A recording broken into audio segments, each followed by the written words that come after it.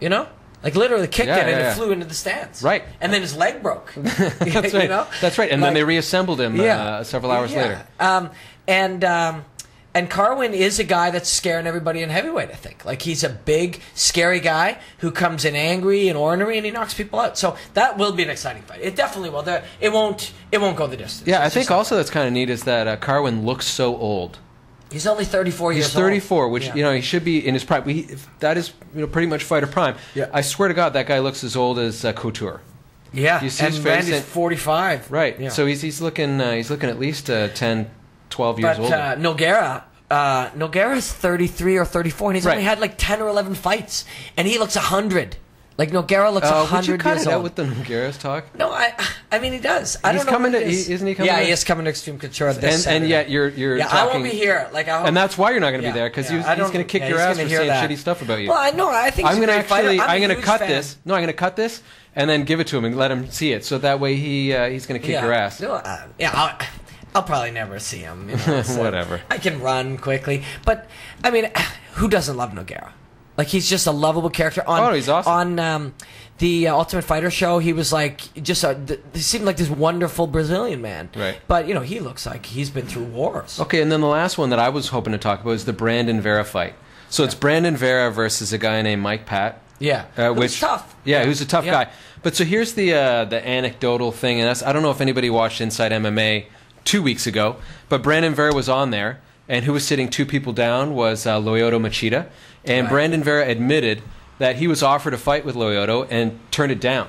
And he turned it down because he basically said that he was partying like a rock star. He just, you know, he was like, he was on such a rise, and then he basically sort of took it easy, stopped doing the stuff that got him to the top, and was partied so hard that he ended up losing a couple big fights, and he had to regroup. And while he was in the regroup mode, he gets offered the Machida fight. Right. Which is not a good idea to do. Hey, that's not a good fight for anyone yet. But I was pretty impressed that he actually admitted he was offered the fight and then apologized to Machida directly and said, "Hey, look, I know I was offered the fight with you and I had to turn it down." But then here's the result: he is second from the bottom on the preliminary card. Yeah, and he was one of the main events. Yeah, he was a main eventer on the UFC. He loses a couple fights, and for a couple of years he was up at the top, but he came out like a beast. Right. Who knocking guys out, beating guys up, and telling people, "I'm going to be the heavyweight champ and the light heavyweight champ." And to go from there to second on the undercard is a big drop. But he also seems to have grown in that time, because for him to class up like that and apologize to Lyoto Machida, pretty big. That's not something he would have done. No, and when to he was knocking everybody out. to admit that basically he kind of threw it all away, which is a lesson to everybody that, you know, I mean, if you're going to take something seriously, you got to do it, and you got to really, you know, you got to play to win. You know what I mean? It's very interesting. There's so many things about this sport that we all love, right? But one thing I find interesting is the people, the characters. Who are these humans, you know? And Brandon Vera is one of those guys that's earned himself a second chance, but it's literally a starting at the beginning second chance. He's a better man, but he's been a failing fighter, you know?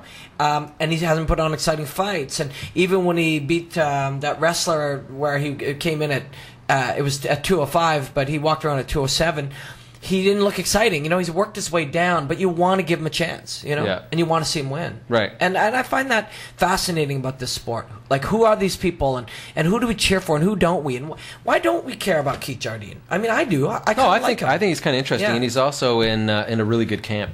Yeah. He's trained with a lot of good guys. Nate Marquardt. He's got GSP in there. He's got the heavyweight champ right now, for whatever reason, I can't think of it, Rashad Evans. So that's pretty amazing. It's time for you to shut up. Very quickly, though. What's your very quickly? Matt Brown, Pete Sell, fight of the night.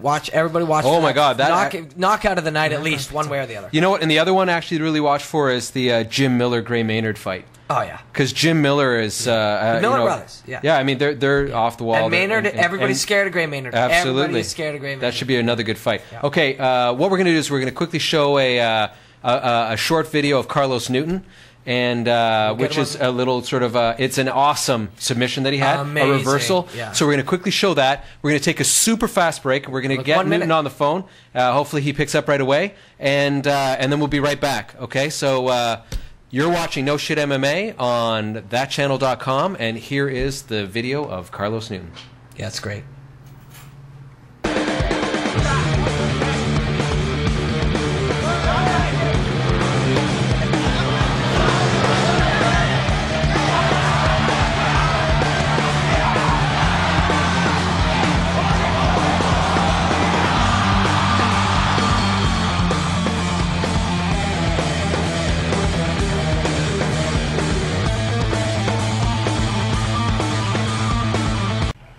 Welcome back to No Shit MMA on thatchannel.com. And we have Carlos Newton on the phone, live with us right now. Carlos, welcome to the show.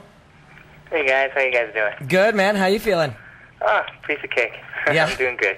Nice. So you're fighting March 28th in Gatineau, Quebec for W1's first card.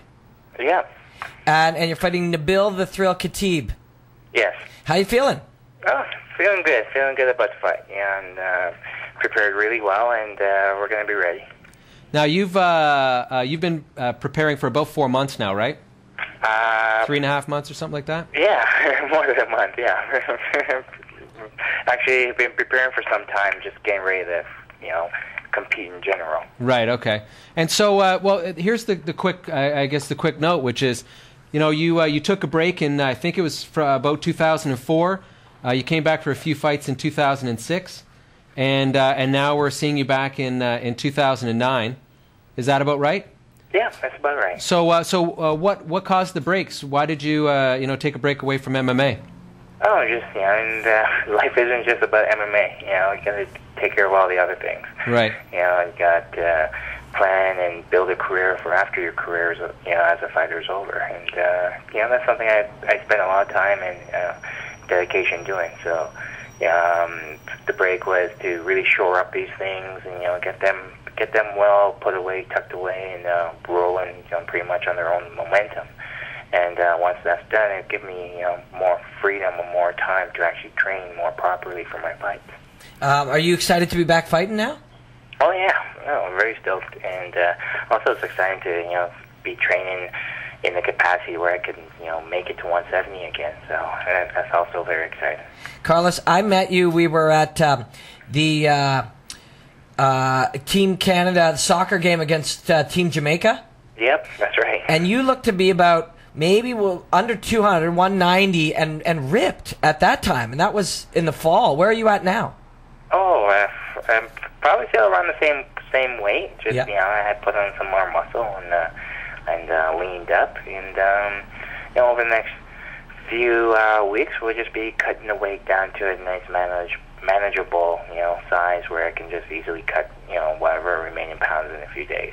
Hey, and Carlos, do you still wear the body weights and stuff like that when you're rolling with people? Yeah, I do that sometimes still. Yeah, what kind of weight do you add on when you're doing that? That's about 40 pounds. So and how long might you do that for when you're is it like a couple hours or what's the regiment? You'll be able to roll in the suit for half hour, 45 minutes, and after that take it off. Anything longer than that actually starts to break you up. Right. When we before we went to commercial, we showed you reversing a kimora and spinning for an armbar. Do you know that? Do you remember that finish? Yep. Yeah. I remember it well. Yeah, it's that absolute classic. Like jiu-jitsu nerds like myself, just wet our pants from that one. Do you remember the moment? Do you remember the moment that you realized not only am I not going to get submitted, but I think I'm going to submit this guy? Yeah, I remember. I remember pulling it off and getting up and saying to myself directly, "That was a nice piece of jiu-jitsu." Yeah. You've had some. As I walked away, I remember saying that clearly to myself. Nice, beautiful, man. Yeah, you've had some awesome fights, and you fought just the who's who of MMA, from Anderson Silva to obviously Lin, all kinds of guys. Yeah, I mean Hughes. Well, and then there's one that kind of jumps out, which is the first one when you first fought Hughes. You were the welterweight champion. You must have been asked this question hundreds of times, but we're going to ask you again. Yeah, because we didn't get to ask you. Yeah.